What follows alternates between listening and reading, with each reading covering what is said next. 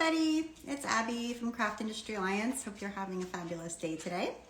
We come here live every single Wednesday to have the opportunity to talk with one of our members about their business journey, maybe see some samples of their work, get a little tour of their studio space, and just find out more about them. So this is our member spotlight, and today we are going to be talking with Selena Baca, and her business is all focused on crochet.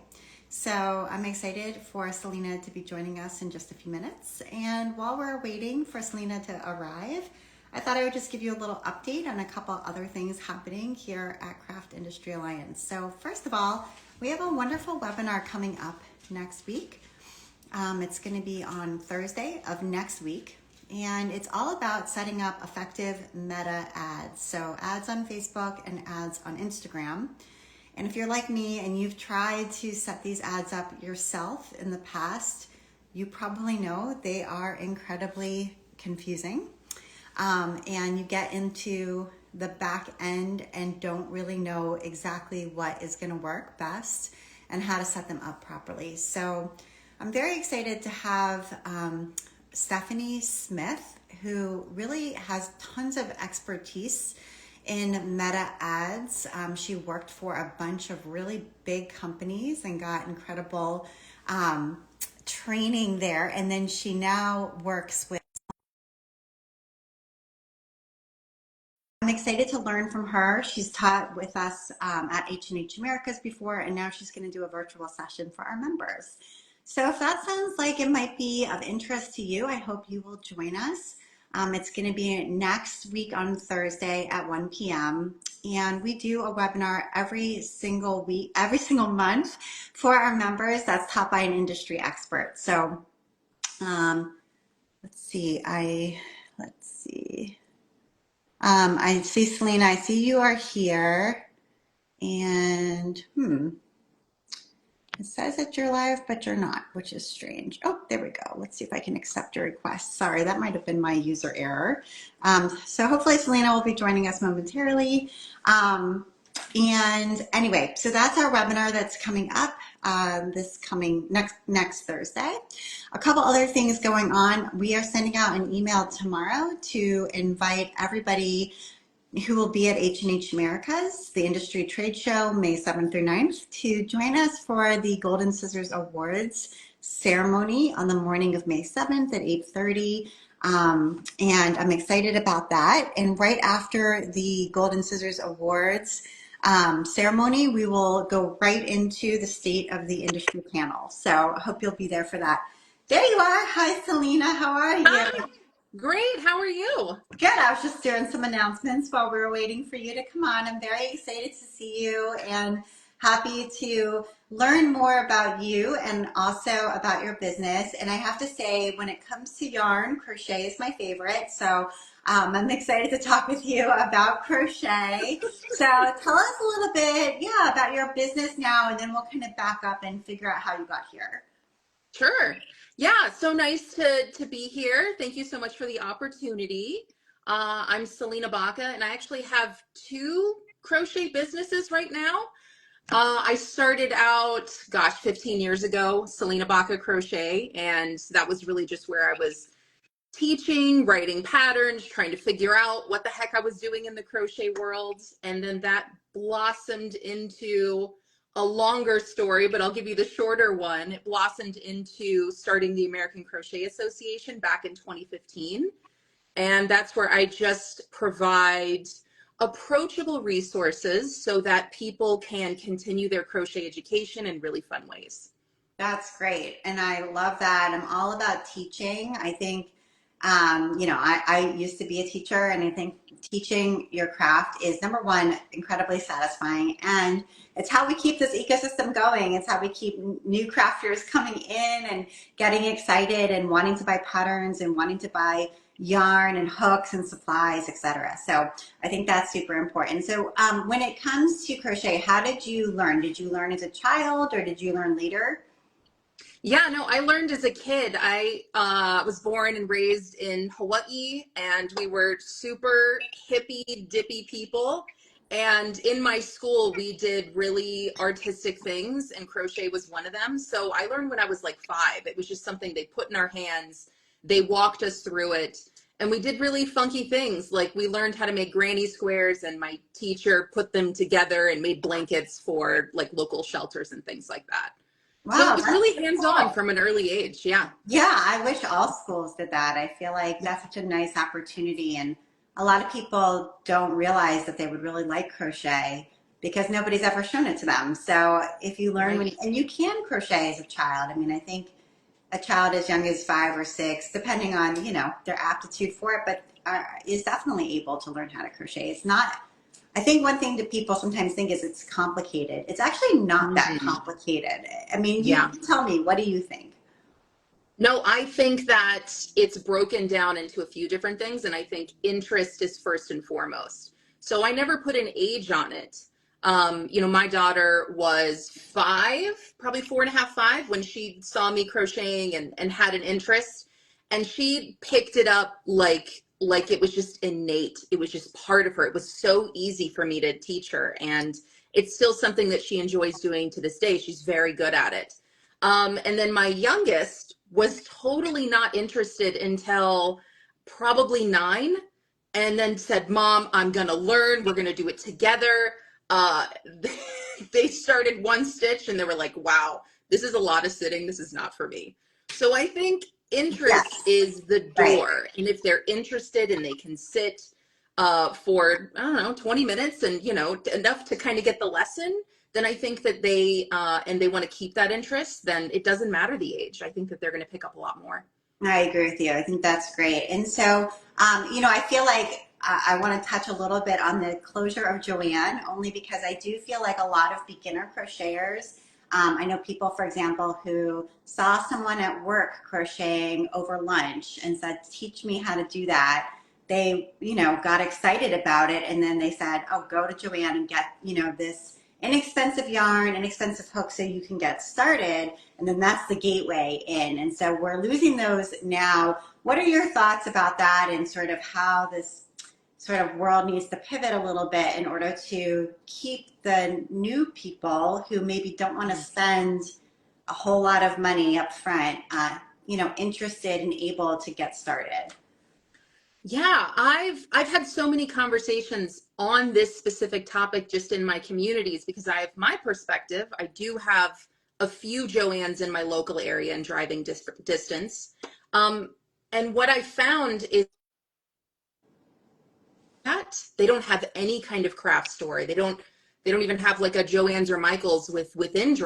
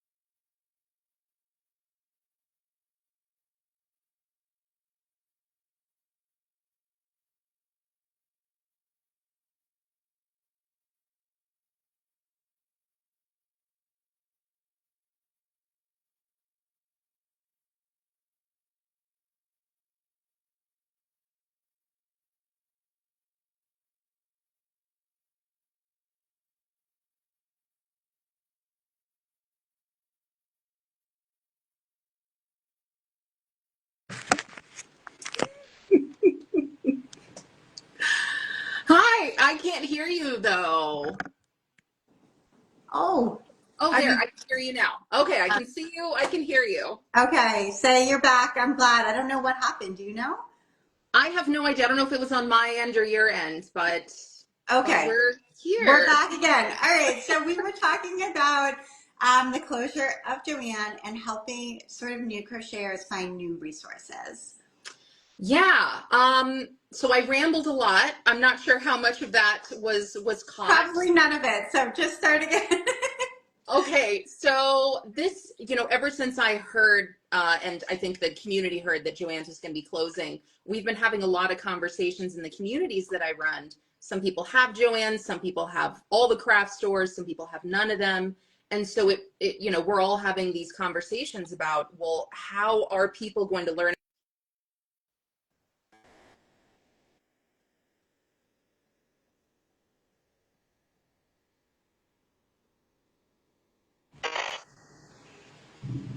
Wow. How are people going to learn? Keep going. Uh, what I found interesting is that in the conversation about Joann's closing is that so many people were sharing where they get their resources, where they find community. And so many people are even kind of merging their or creating their own communities locally. So I think in losing something, it really forced people to come together at a local level. Yeah. Um, It and could be a really good thing, in all honesty, because I'm not so sure Joanne was a community. It was a place, but it wasn't yeah, really providing that sense of community or expertise on hand to help you. Because right. as a person who's undertaken crochet projects that are somewhat beyond my skill level, I can tell you that there are times when you need somebody to sit there with you and show you what it is you're doing wrong and why and how to fix it. And that aha moment is so important. Exactly. Yeah. So maybe that's the silver lining, or that's what we're turning this tragedy into something positive. Yeah, I hope so. I think you're right there. Okay, so tell us a little bit about your patterns. I don't know if you have some samples around or some things that you might be able to show us, but tell us a little bit about the Selena Baca, design pattern side of your business. Yeah, I so this year I will have published independently over 500 patterns, which sounds Wow, insane, that's right? a lot. Yes. And especially since my crochet journey started out as someone, I could not read patterns, so I was just looking at things and trying to figure them Mm, out and writing my own way of doing things. So I mean, for that to be the way that I started, and now today, I not only publish individual patterns, you can find them all on Ravelry, you can find them at the American Crochet Association, but I also have quite a few books. This is my latest. okay. This one just came out on the first of this month. It is Crochet Granny Squares, Tops, Bags, and More. And Nice. what I wanted to do with this was say that, hey, the Granny Square is so iconic. It's probably one of the first things that you learn. Even if you don't crochet, you probably know what a Granny Square is. But they're so much more than blankets. And I really wanted to break them down in an uncomplicated way. So it not only tells you and shows you with words and pictures and a chart how to make a granny square, but then different ways you can join them together. And then you can make a ton of things that you can wear that, really go beyond the blanket. So That's this is awesome. where And I am today. they're so trendy right now. Like you see them everywhere. So I think that's really timely. So where can we get this book or where can shops stock it, etc.? Literally anywhere books are sold. Okay. So whether it's your local bookstore, your local craft store, for example, I always see my books at Joann's and Michael's. So if Yeah. you have one of those locally, you should be able to see my books Okay. there. And here are a few more. I have a few. That's amazing. That's great. And I'm glad people are still excited about writing books because I love craft books and I feel like there's nothing that really replaces being able to hold a book in your hand and refer back to it. I absolutely agree. I mean, not only as a person who writes books, but as a person who collects books, there's just something so satisfying about flipping through pages. Yeah, wonderful. Okay, so that's the pattern side of your business. And then on the teaching side, tell us about the association, how people can get involved in that, what kind of things you're offering there. Thanks. So you can learn more about everything that I'm saying today at AmericanCrochetAssociation.blog. Long name, amazing results, I promise. So anything that you want to do in crochet, whether you want to learn, you want to build your skills, you want to fine tune some kind of business element, you want to learn how to teach people to crochet, you want to learn how to sell your finished projects, you want to learn how to write patterns, any one of those things, I have created a very robust course to teach you. I am not only the founder, I'm the lead educator at the ACA. So literally every resource there was built by me. So it's me behind the videos, it's me creating the patterns, it's me producing all the content. And I really just want it to be a no fluff kind of way that no matter what you want to do in crochet, it's a resource to help guide you step by step through that process. That's great. So even if you're a beginner or you're somebody who wants to become a teacher or become a designer, I think there's a certain type of person who starts doing something and then immediately wants to or can envision their own unique design. And so, giving people the tools to be able to do that is great because then you can actually start a small business if you wanted to, doing any of those things. Absolutely. Yeah. Whether you want to just dip your toes into seeing what that could look like, or you really are ready to fine tune a business that you already have, hopefully the resources that I put together are just going to give you lots of encouragement and aha moments to feel like, oh, I didn't even know, I didn't even have that question. I didn't know what I didn't know, but now I feel like I have a really good path forward. Yeah, that's great. Well, this is awesome. It's everything people need to be able to be successful in crochet. So I'm really glad that you're doing this and providing this for the community. It's more important now than ever. I feel like crafts like crochet are such a good de-stressor, and the world is a stressful place. So it's a good way for people to find something that they can do with their hands to relieve anxiety and also create something beautiful and useful as well. Yes. Yeah, I agree. And I think that this is not only a craft that, we do for ourselves. I think that this craft and many crafts are really just about community, whether you have that locally or you're finding something online. And so that's probably one of my favorite parts about being part of the crochet Yeah, side is that it is a community, or it can be. absolutely. Yeah, absolutely. It can also be kind of hard to make new friends as an adult. And I think if you have a skill that you're learning or a creative outlet, that's a great way to find like-minded people and make new friends. Going to the, stitch night at your local yarn shop, and, meeting people who are doing the same thing you're doing. It's the ideal way to sort of find new people to hang out with. So community Yeah. is really important. Yeah. Absolutely. That's one of my life philosophies. I've moved a ton in my life, and every single time I move, that's the first thing I do. I'm like, "Hey, I crochet. Who else crochets?" Right. Yeah. Exactly. It's such a good way to make new friends. So, well, Selena, Yeah. this is really inspiring and lovely. We're very glad to have you as a Craft Industry Alliance member.